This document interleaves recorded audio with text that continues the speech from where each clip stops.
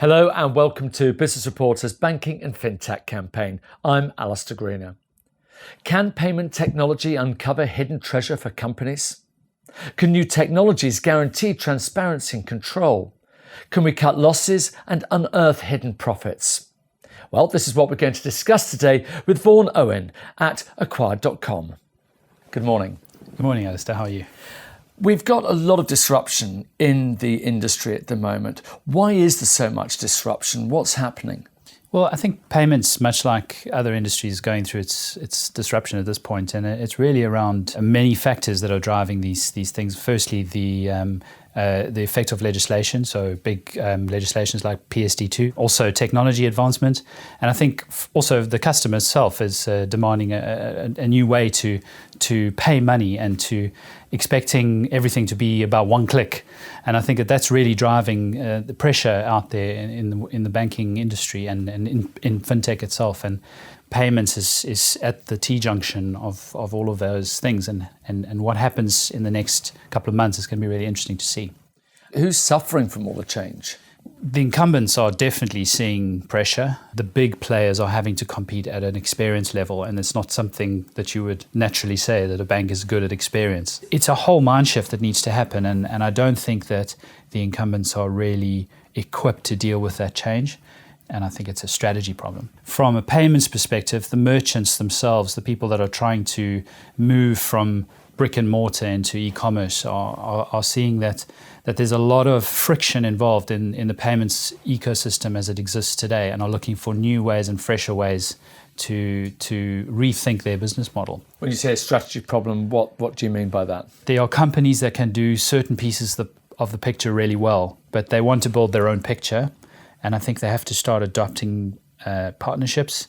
They need to have an overall technology strategy and almost reinvent their business model. So take Rolls-Royce. Rolls-Royce used to make jet engines, and they would sell a jet engine to one of the big manufacturers, and then that was the deal. And they wouldn't make any more money. And of course, these planes fly for 20, 30 years. So it's not a very good business model, right? So what they did is they woke up one day and said, well, we'll no longer sell our engines. We're actually going to own our own assets, and we'll rent them to the aircraft manufacturers. So now every time that aircraft's spinning, they're making revenue. That's what needs to happen to the banking and to the fintech industry. And it's really slow to change, and they're really just doing it because they have to, rather than embracing this great opportunity that is out there. Tell us more about the role of partnerships in this space. I think because this is such a fast-moving sector, you have to adopt partners' technologies if they are better than yours, because they're probably 2 or 3 years ahead of the game. Rather have this, I call it co-opetition, where you say, okay, well, we'll adopt your technology, and let's look at the overall strategy of how we can route some of the traffic that we have to you in order to get a better outcome for our customer. And I think that's what's really exciting, is for the first time, the merchant or the customer is becoming the single point of importance, and that's driving this economy, and I think that's really magic.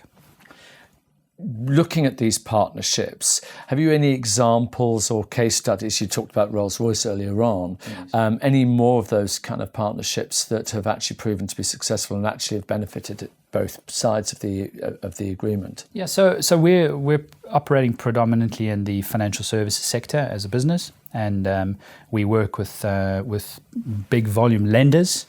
One of our large customers, we would generally have in the past just accepted card payments for them. So you would go online and want to borrow some money. You would enter your credit card details in order to repay that loan. That would be where our kind of involvement would start and end. Now with some of the partnership technologies and this kind of technology we've built around partnerships, is we're able to offer the lender the ability to pay out the loan, so they can use our connectivity through the banking rails that we have through a partnership to actually facilitate a faster payments to the customer, and they can actually pay that into their own bank account with their own RBAN number, and actually issue a card so that they can go and spend that loan. And then when the money comes back, they can then collect that money through either card or direct debit, or even through open banking as a platform, a solution. And then all the data around all of that is then available to the merchant to relend and to understand how that person is spending. That data you're able to analyze, to control, and to choreograph a beautiful customer experience the second or third time they use your product. We could never build out that end-to-end infrastructure. It would take far too much money and far too much time to get there. And so adopting this partnership strategy and almost we own the core IP, but we plug into this ecosystem. I think that's where the world is going. And it's really exciting to see how some brands and some solution providers are adopting that and building out solutions that ultimately are in the customer's best interest. Can you give us an example where something hasn't worked that actually only acquired payments could actually resolve? It's more around uncovering stuff that does exist. We work with like we said earlier, multiple partners. Now in the acquiring space, it's pretty much been a dumb system. So you accept a card payment and then you would get an approval or a decline in return. Now, actually, there can be many reasons for a decline. So if your card is declined, it could be because your card is expired or it's been lost or stolen, or there's actually over 300 different codes that you can have access to. Now, if you imagine you're a lender and you want to recover funds after you've lent out people money using a card instrument, you would receive a decline. You're automatically going to go, that's a bad customer. Now, the chances are that customer probably wants to pay you. His card is expired, he's lost his card, or he's changed jobs and his account details have changed, and he doesn't have enough money in his bank account because his payment date has changed. There are lots of different ways to handle that customer. Now, in the past, you wouldn't be able to do that. You would literally give it over to a call center or your back office and say, phone that customer, he's a bad customer, and that's how they roughly get treated. So it does a job of better data, better business intelligence, but also treating people more fairly. So, I mean, that's just one example how a better connected ecosystem can help you understand your customer and what's going on in your business. Let's say I'm in the industry, I'm a CEO, and I'm looking to work with you. Give me an idea of what's going to happen. Where do we start our relationship? Well, it always starts with strategy. So for us as a business, we like to understand your business intimately. So we would come into your offices, and we would draw on the walls. We bring our Lego box of solutions that we have developed, and we would build a custom-built payment strategy around your specific needs. And obviously we plug the holes quickly that needed to be plugged, and some of the stuff may need further development. And we have many examples where we've actually deliver technology for customer-specific business requirements quite quickly. Those opportunities then unlock further opportunities for us as a business and also for the customer. And in some cases, we even joint venture with some of our partners to go and deliver a specific technology around a specific business issue.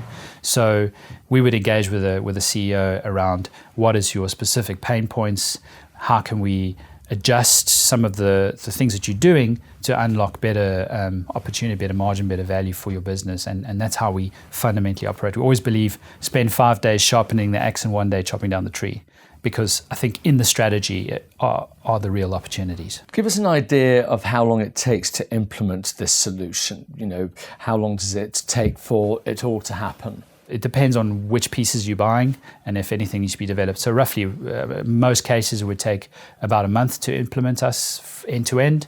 Some have done it as quick as a few hours, depending on which pieces they buy. But I would roughly say it's a month process, and the sales cycle probably 3 to 6 months. If you could summarize everything we've talked about in this interview, maybe a few key takeaways for any particular decision maker who might be watching this interview, what would they be? I think have a look at your payments value chain and realize that there's hidden margin sitting there. I think don't accept the status quo. Payments isn't a cost of doing business. It can actually be an opportunity. The other thing I would look at is watch where the big guys go, and don't accept that that's the way it needs to be. And I think be excited that when you push that pay button, that there's a lot of stuff happening in the background, and accept the change. And that's just the world we live in. Vaughan Owen from acquired.com. Thank you very much indeed. Thank you, Alistair.